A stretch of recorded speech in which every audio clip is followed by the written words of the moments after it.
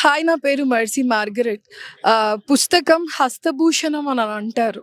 అంటే చేతికి వేసుకునేటువంటి భూషణం లాంటిది అని. అలాగే ఇంకో సామెత కూడా తెలుసు మనకి.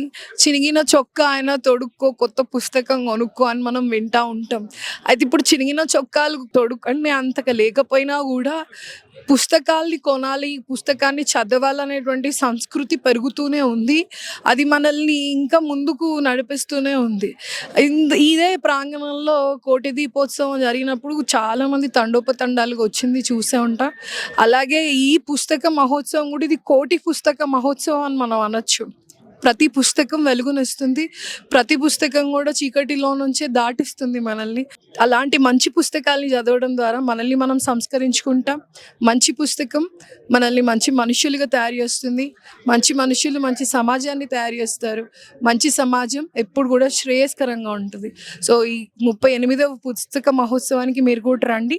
నా పుస్తకాలు మాటల మడుగు, కాలం వాలిపోతున్న వైపు, డియర్ జిందగీ, అలాగే నా కొత్త పుస్తకం యుద్ధకాలపు శోక గీతం కూడా ఇక్కడ పుస్తక మహోత్సవంలో అవైలబుల్గా ఉంది. Thank you so much.